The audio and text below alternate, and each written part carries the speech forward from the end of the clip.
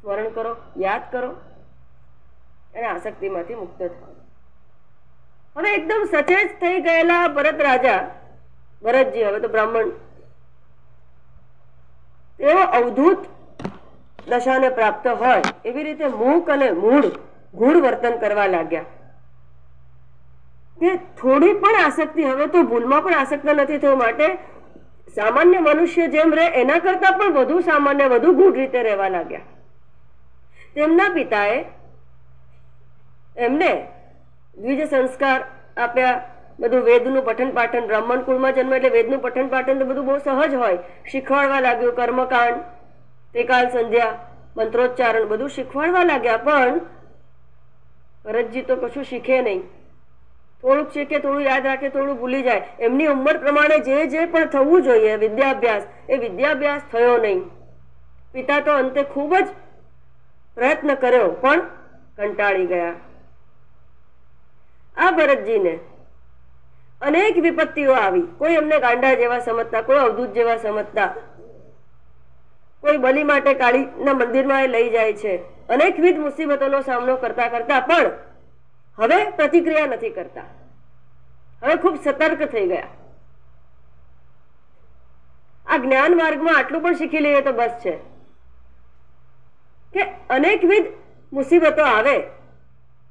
જેવા જ્ઞાન માર્ગમાં પ્રવિષ્ટ થશો ને, એવી મુશ્કેલીઓ જે છે જાણે કે વધી ગઈ હોય એવું લાગે. હકીકતમાં વધતી નથી, પણ એવો ભાર લાગે છે. જેમ ઘરના વડીલ હોય કે પિતા હોય કે મુખ્ય માણસ હોય, એ પોતે અંદરથી તો બહુ મૃદુ હોય પણ ઘરના લોકો માટે કડક સ્વભાવ ધારણ કરે છે. કેમ ધારણ કરે છે? અંકુશમાં રાખવા, કઈ ખોટું ન થઈ જાય એટલે. એમ ભક્તને તો મુશ્કેલી હોતી જ નથી, છતાં પણ મુશ્કેલીમાં વધારો થાય છે ખરો. આ વધારો કોણ કરે છે? ઉપનિષદમાં ખૂબ સુંદર વાતો આવે છે દેવોના પશુની. દેવોના પશુ એટલે આ આપણે બધા જ. તત્ત દેવતાને, તત્ ઇન્દ્રિયના 10 દેવતા જે ગણાવ્યા ને,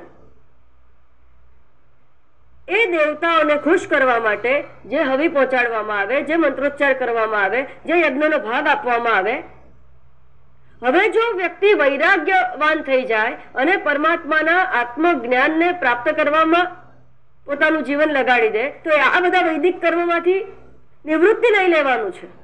અને જેવી નિવૃત્તિ લઈ લે, દેવતાને એનો હવિ ભાગ, પૂજા અર્ચના મળતી બંધ થઈ જાય, માટે બમણા વિઘ્નો આવે.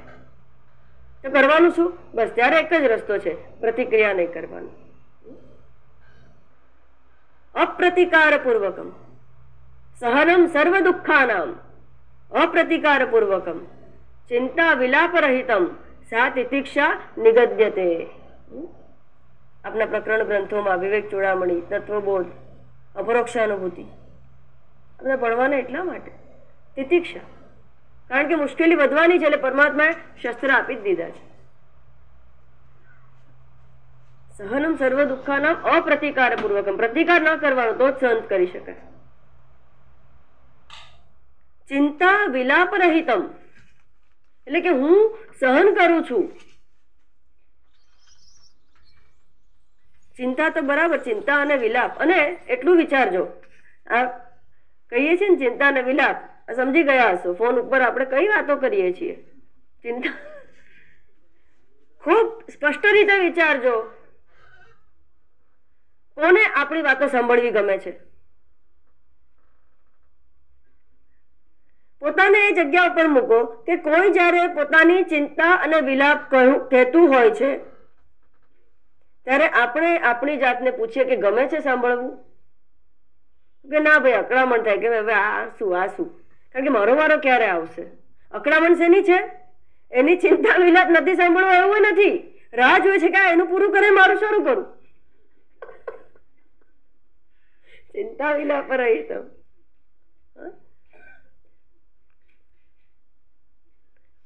સા તિતિક્ષા નિગત્ય. આવી તિતિક્ષા, એવા તિતિક્ષાવાન. તિતિક્ષા કરવાનો એક બીજો ઈલાજ પણ વૈરાગ્યના ઈલાજમાં પણ એ આવી જાય છે, બતાવ્યો છે પ્રકરણ ગ્રંથો. ઉપેક્ષા વૃત્તિ.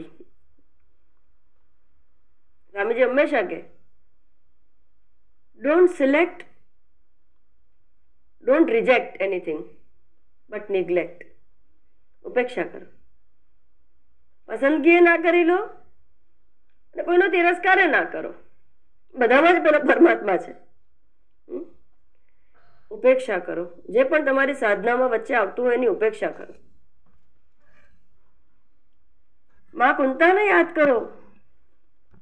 ડગલે અને પગલે હે પરમાત્મા, હે કૃષ્ણ, તું મને આ દુઃખ આપ. તારું સ્મરણ એટલું નિર્મળ, એટલું સુંદર છે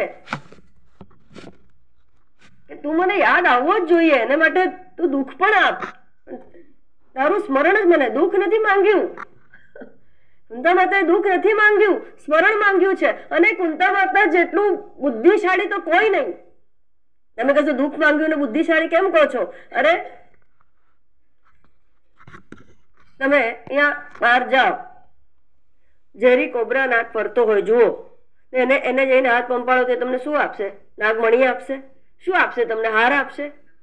પંપાશે? ગાય પોતાની જીભ ફેરવે, હાથ ઉપર એની જીભ ફેરવશે, શું કરશે? ડંખ મારશે. ને એની પાસે શું હોય? ઝેર હોય, તમને આપશે ચોક્કસ. જેની પાસે જે હોય એ આપે. હવે આ તો અમૃતનો ભંડાર, સચ્ચિદ આનંદ ઘન. હવે ઘન એટલે શું કે એની અંદર બીજું કઈ અન્ય પ્રવેશી શકે જ નહીં. અત્યંત આનંદ સ્વરૂપ આ પરમાત્મા. એને દુઃખ આપવું તો એ લાવે ક્યાંથી? દુઃખ એની પાસે આવતા સુખમાં કન્વર્ટ થઈ જાય છે. હવે સમજ્યું? ખ્યાલ આવે? કુંતા માતાએ શું માંગ્યું? દુઃખ માંગ્યું. દુઃખ ક્યાં માંગ્યું? એ વ્યક્તિ, જે વ્યક્તિ પાસે દુઃખ માંગે એ વ્યક્તિ પાસે દુઃખ જ નથી. દુઃખનો પડછાવો એની પાસે પડી જ નથી શકતો. એના સાનિધ્યમાં દુઃખનું સ્મરણ કોઈ કરી નથી શકતું. એવા આનંદઘન પરમાત્મા મૂર્તિ, એ અમૃતમય પાસે શું દુઃખ માટે કહ્યું? એ આનંદ જ મળવાનો છે. આમ ઉપેક્ષા વૃત્તિ યાદ રાખીએ, તિતિક્ષા યાદ રાખીએ. એવી તિતિક્ષા ભરતજીની. અને આવું જળ વર્તન હતું એટલે સ્વાભાવિક છે. એકવાર રાજા રઘુગણની સવારી જઈ રહી હતી. હવે શરીરે તો હૃષ્ટપુષ્ટ હતા. એને પેલા જે પાલખી ઉપાડવા વાળા હતા એમાં એક વ્યક્તિ ખૂટતો હતો. એટલે પકડી લાવે છે. પૂછવાની કઈ દરકાર નહીં, પકડી લાવે. ચાલ ભાઈ તું આ કામમાં લાગી જા. પાલખી તો પકડે છે, પણ પેલા જે એક પાલખીની ચાલ હોય તો એ ચાલ જે છે, આ તો અવધૂતજી હતા, એમને તો અહીંયા પેલું બહાર રાખીને તો એમની મસ્તીમાં જ ચાલતા હતા. એટલે ચાલ બગડી ગઈ. એટલે ઉપર પેલા રઘુગણ રાજા જે છે એ ગુસ્સે ભરાયા કરે અને જેમ તેમ એના અપશબ્દો બોલ્યા અને ઘણું બધું કહ્યું. અમારું એ જ કામ છે, ચાલ બગાડી નાખીએ તમારી, સારા માટે, શ્રેય માટે. અરે ભાઈ પહેલા તો સારું હતું. બધા ફંક્શન, ફેમિલી ફંક્શન અટેન્ડ કરતા હતા, બધો વ્યવહાર કરી જતા હતા, બધું જ થતું હતું. આ ખબર નહીં કેમ આ જ્યારથી આ સત્સંગ શરૂ કર્યો છે, જ્યારથી આવું કંઈક સંપર્ક થયો છે, અમારા જીવનની કઈ ચાર ઘડિયાળ ક્લોક બદલાઈ ગયું છે. આ ચાલ બદલેલી શુભ હોય છે. અમુક ચાલ શુભ હોય છે. જીવનમાં કોઈ મહાપુરુષનો સંશય થાય, પરમાત્માનો પ્રવેશ થાય અને ચાલ બદલાઈ જાય તો એને સ્વીકારી પરમાત્માનો પ્રસાદ સમજજો. એવી શુભ ઘડી આપણા બધાના જીવનમાં પ્રાપ્ત થાય એવી જ પ્રાર્થના કરીએ પરમાત્માને. રાજા રઘુગણ હવે તો કંટાળીને નીચે ઉતરે છે. આ તું કરે છે શું? તને સમજ નથી પડતી? મારવા તત્પર થાય છે. અંતે કે છે કે તું મૂક બધિર છે, બોલતો કેમ નથી? ત્યારે ભરત રાજા કે છે તમે કોને કહો છો મૂક? કોને કહો છો બધિર? કોને કહો છો સીધો ચાલ? હું ચાલુ છું એની અંદર અગતિ સ્વરૂપ પેલો બેઠો છે, ક્યાંય જતો આવતો ચાલતો નથી. કારણ કે સર્વત્ર છે, ચાલીને જાય ક્યાં? તો ચાલ સરખી કે ન સરખી નો અર્થ શું? તમે મૂક અને બહેરો કોના સંદર્ભે કહો છો? આ ઇન્દ્રિયના સંદર્ભે? તો આ ઇન્દ્રિય તો હું નથી, આ જડ ઇન્દ્રિયો, એનો જોનાર સાક્ષી. આ હું અને આવા મારા ભેદ તમે ક્યાંથી જાણ્યા હો રાજા? અને રઘુગણજી એમના પગે પડે છે અને માફી માંગે છે અને અંતે ભરતજીને યથાયોગ્ય ગુરુનું માન સન્માન આપીને, જો સંત પુરુષો જ્યારે પણ એમના સંપર્કમાં આવીએ, એક વાત યાદ આવી જ છે તો વાત કરીને પછી, હંમેશા આજે ઉપેક્ષા વૃત્તિની વાત કરી તો શું અમારે કોઈની સાથે બેસવું, ઉઠવું, બોલવું જ નહીં? આખો દિવસ તો પેલી રીતે કેમ રહેવાય? વ્યવહાર તો કરવો પડે, ચોક્કસ કરો. પણ આપણે એક કે બે કે ચાર, બે ત્રણ વ્યક્તિ જ એવી હોય જેની સાથે વધારે મળતા હોઈએ, તો વિચાર કરીને, બુદ્ધિ વાપરીને એવી વ્યક્તિઓના સંપર્કમાં રહેવું જે તમારાથી વધારે સુખી હોય.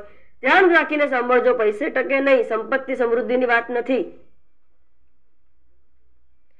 તમારા કરતા વધારે સુખી હોય એ વ્યક્તિની સાથે રહેજો. કારણ કે મનુષ્યનો એક સ્વભાવ છે. આ સ્વભાવ કેવો છે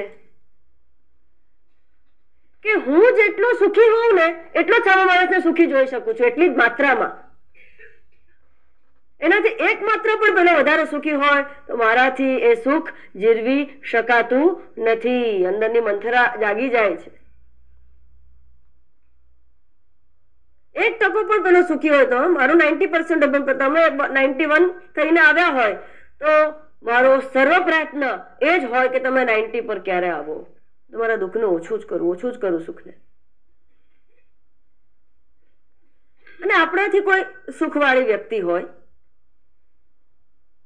તો પેલું જે ઈચ્છા જે છે ને તો એકની એક જ રહેવાની છે કે મારું જેટલું સુખ હોય એટલું સામાનું થવું જોઈએ. તો જો આપણું સુખ ઓછું હશે ને અને કોઈ સારો મિત્રનો બેટો થઈ ગયો ને તો ઇઝ માય ફ્રેન્ડ, મારો સુહૃદ છે, ચાલ એને પણ આટલો સુખી કરી દઉં. અને તાદ્રશ્ય દ્રષ્ટાંત છે કૃષ્ણ પરમાત્મા અને સુદામાજીનું ચરિત્ર આવશે ત્યારે કેવા છે. બોલીએ શ્રી કૃષ્ણ કનૈયા લાલ કી જય. પોતાનાથી ઊંચું હોય, વધારે આનંદમાં હોય, અને માટે આ સાધુ, સંત, મહાત્મા, ગુરુજનો અને પરમાત્મા એ લોકોએ પરમ તત્વનો આનંદ પ્રાપ્ત કરી લીધો છે. એને જ પકડી લઈએ ને તો શું થાય? એક ગેરંટી તો રહે કે મારો જેટલો આનંદ છે ને એ તો ઓછો થવાનો જ નથી. કારણ કે એ તો સુખના સાગરમાં પ્રચુર છે, ડૂબેલો છે. એના આનંદની તો કોઈ સીમા જ નથી. યત સૌખ્યમ બુદ્ધિલેશ લેશ તૈમે શક્રાદયો નિર્વૃતા યચ્ચિત્તે નિતરામ પ્રશાંત કલને લબ્ધ્વા મુનિર્નિવૃતઃ યસ્મિન નિત્ય સુખ અંબુધૌ ગલિતધીઃ. યસ્મિન નિત્ય સુખ અંબુધૌ, પરમાત્માના એ જ્ઞાનથી નિત્ય ધીહી, જે જ્ઞાનીની બુદ્ધિ અંબુધૌ સુખમ, પરમાત્માના જ્ઞાનમાં ડૂબી ગઈ છે. યસ્મિન નિત્ય સુખ અંબુધૌ ગલિતધીઃ બ્રહ્મૈવ ન બ્રહ્મવિત.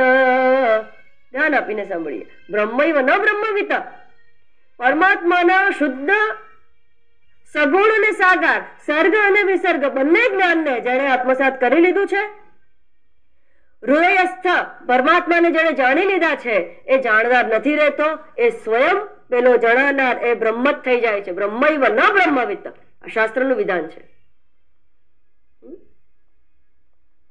યઃ કશ્ચિત સુરેન્દ્ર વંદિત પદૌ.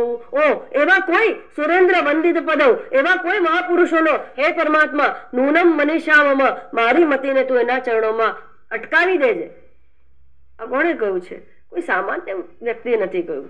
સાક્ષાત શંકર ભગવાનના અવતાર આદિ શંકરાચાર્યજીના આ શબ્દો છે. એ પણ એવી યાચના કરે છે. માટે જ્ઞાની ગુરુજનોને, પરમાત્માને સાથે સંપર્ક મારો, સન્નિધિ મારો, તો શું થાય કે મારું તો સુખ જેટલું છે એટલું જ રહેવાનું છે. અને પેલાને વિવળ થયા કરે કે ભાઈ આ મારા જેટલો સુખી ક્યારે થાય? કારણ કે સ્વભાવ તો એકનો એક જ છે.